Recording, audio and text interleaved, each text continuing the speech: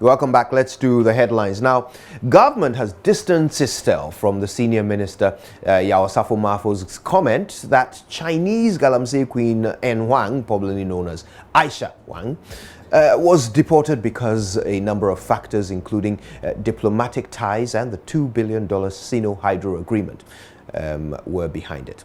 Speaking at a press conference on Thursday, Lands and Natural Resources Minister Kweku Asuma-Kyereme dismissed assertions that the trial of AISHA Huang was terminated because of the Sino-Hydro infrastructure deal. Maxwell Agbagba was there at the press conference. Here's what he learned. A very good relationship with China.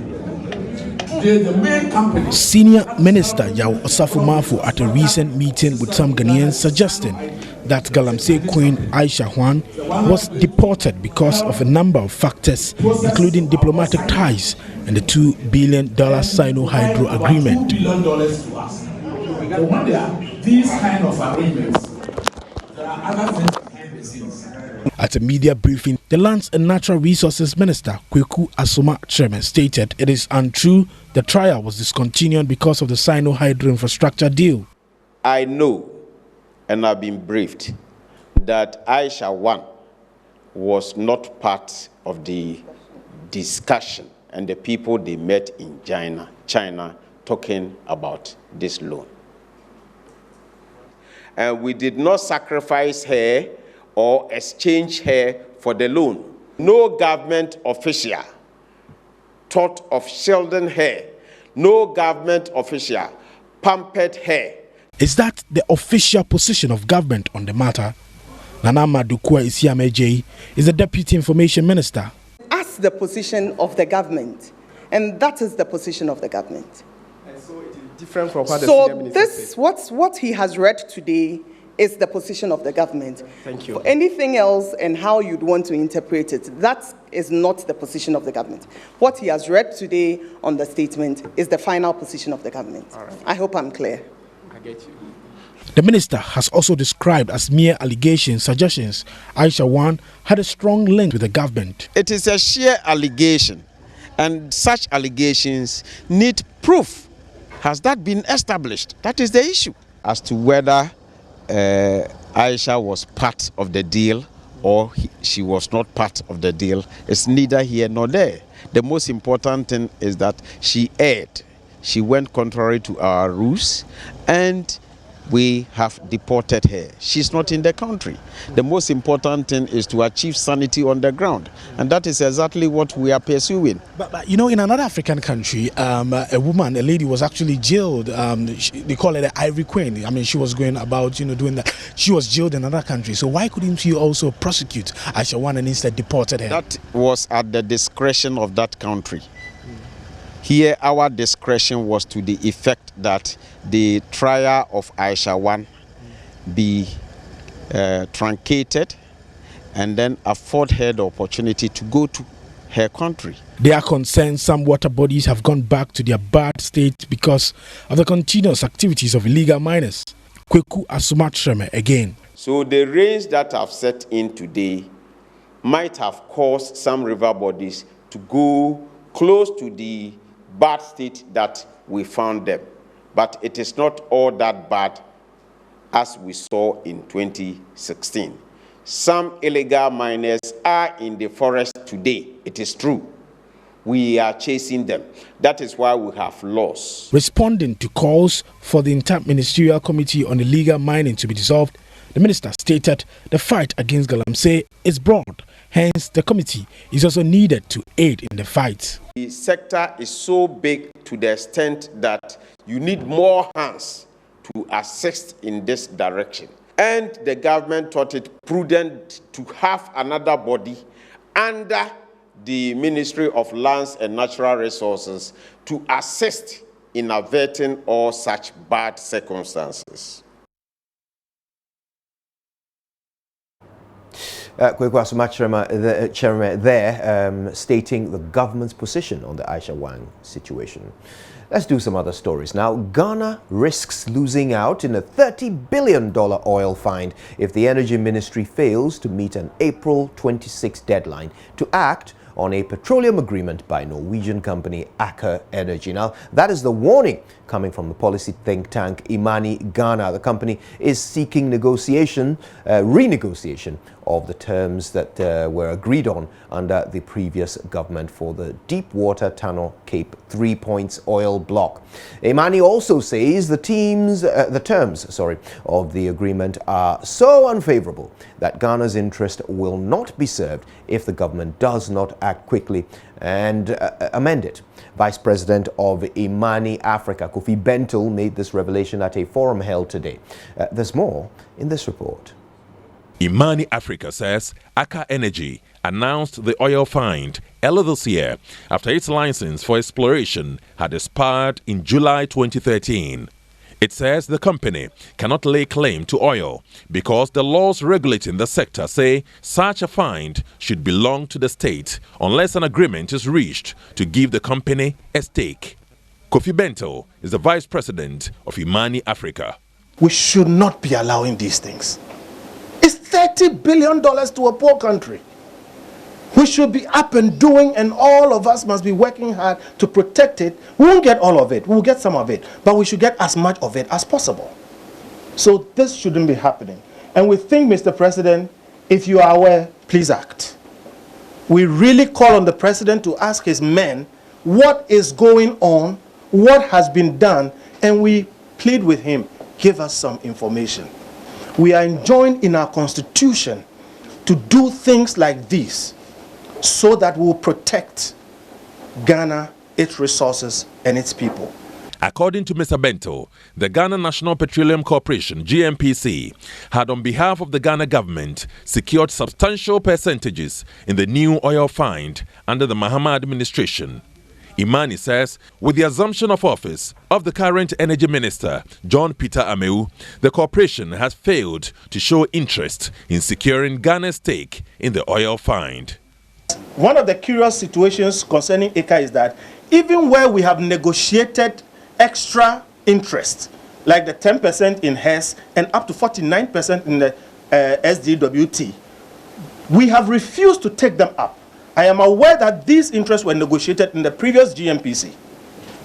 They were negotiated, Parliament approved them, and in certain instances, the money was made available. I have spoken to some of the persons who were involved in that. Now, the present GNPC has refused to pursue them. So specifically, Azuri, I can say this for now. The present leadership of GNPC has failed, refused, or neglected to pursue agreements and arrangements reached before they came into office. Even more shocking is a claim by the think tank that CEO of the GNPC, Dr. KK Sapon, has an interest in fuel trade, the Ghanaian company partnering AKER Energy. Mr. Bento says this amounts to conflict of interest. One of the partners of AKER is Fuel Trade Limited. Fuel Trade Limited is a Ghanaian company, and by our law, you need to have a Ghanaian partner. It is a good thing. We are happy to have Ghanaians partake in our oil industry. So we are happy with Fuel Trade.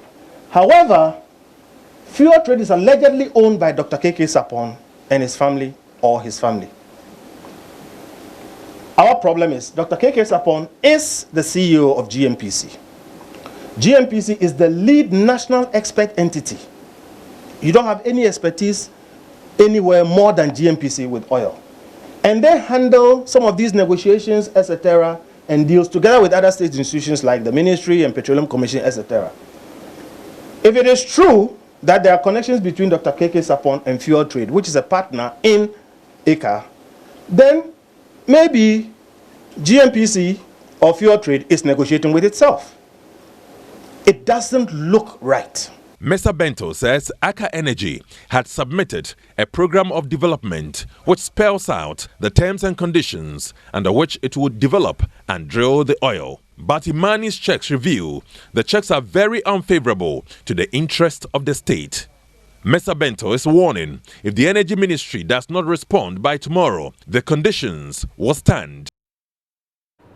Kofi Bentil there speaking for Imani Africa, making those Very interesting revelations. Now, the University of Education Winneba is being charged to lead the transformation agenda to ensure Ghana's education system meets international standard.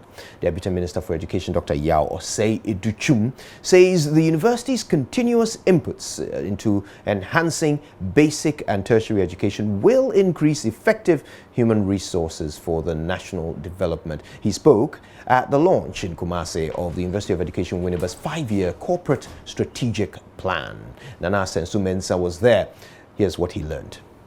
There's something that can be done in this nation when we change the way we teach and learn, when we put fear outside the classroom, when we take the cane outside the classroom, and allow students to feel our presence as leaders and adults, and don't see ourselves as sages on stage, that we know it all, and the children are here to learn from us, without deferring to them on some issues and getting their input in the learning process and saying to yourselves, I'm the one who know it all. Write it according to how I dictated it to you and give it to me. Do not add anything to it. If you add something to it, you will never get an A. Human Capital Index by the World Bank indicates Ghana will lose 50% of its human resource capacity in the next 18 years unless the education system changes. Dr. Osei Educhum charges the university to put policies ahead of politics in the national interest. Unfortunately, those who are in education themselves are not the ones that they refer to as educationists. Invariably, you may have a professor somewhere. He has been at the university, he's taught some subjects, it has nothing to do with education, but he may be the one determining education policy. I want you, as educationists, eminent educationists, to step up and take your rightful place in this nation, so that the Ministry of Education will not move forward with education without consulting you, and that your ideas and operate in an environment where your ideas will be appreciated and your ideas will find their ways into classrooms and turn around the classrooms. The UEW 5-year corporate strategic plan is meant to address emerging challenges confronting the institution. Reverend Professor Anthony Afubroni is Vice Chancellor. Unfortunately, research input remains very low in sub-Saharan African universities. The plan, therefore, has strategies aimed at 1. Creating enabling environment that support research. 2. Conducting innovative research that takes into consideration the needs of industry and society. 3. Enhancing staff capacity in research, innovation, and knowledge transfer. And 4. Expanding graduate studies, research, and output. Nana Asensu Mensah reporting. Right, let's stay in the Ashanti region, where despite a drop in malaria average infection in the region, 2 districts in mining areas are recording increased prevalence. Health authorities in Amansie South and West districts put the rate at 1 percentage point rise in 3 consecutive years, from 43% in 2016 to the current 46% recorded in 2018. District Director of Health Bernard Bediakun attributes the trend to the many uncovered mining pits which have become breeding grounds for mosquitoes. Nana Sensu Mensah has been learning about it. Statistics show in 2018, Ghana recorded approximately 11 million suspected malaria cases, representing about 36% of outpatient department attendance. About 22% of admissions were due to malaria. Amansie Enclave is hub for Galamsey, with attendant devastating of the environment. Mr. Bediakun said not only are the people's water sources contaminated, but breeding of malaria-causing insects has become their lot. He told World Malaria Day event organized at Tetrim by Asanko Gold Ghana, the situation could get worse unless the waterlogged pits are covered, among other interventions. Now Galamsey practice has gone down. However, there are pits that were dug and needs to be covered, and the land reclaimed.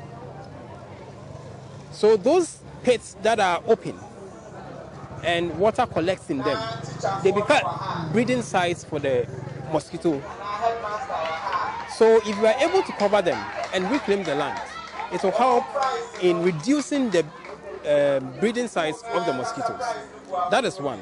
Would you say that these uncovered pits are contributing factors for malaria in this district? Yes, I would. I would. Especially for those that have been dug not long ago and water has collected in them. So for the uncovered galamsey pits, they become good breeding sites for the Anopheles mosquito, the female Anopheles mosquitoes. That is one. And then again, gutters that are choked, they also become breeding grounds for the mosquito. Acting General Manager of Asanko Gold, Shadrach Enu, pledged the company's commitment to the fight against the disease through continuous screening and education. This year we've increased the number of medical personnel, so we are hoping that more people will be screened. It will surprise you to know that there could be people who are sick and do not have either the money or even the willpower to go to the clinics to get health assistance. And today we are sure we have given those people the opportunity to have some health screening as well as some medicine. So the final word is that Asanko, as a company within this community, will want to make sure that we impact positively by giving good health to the people in our surroundings. Nana Asensu Mensah reporting.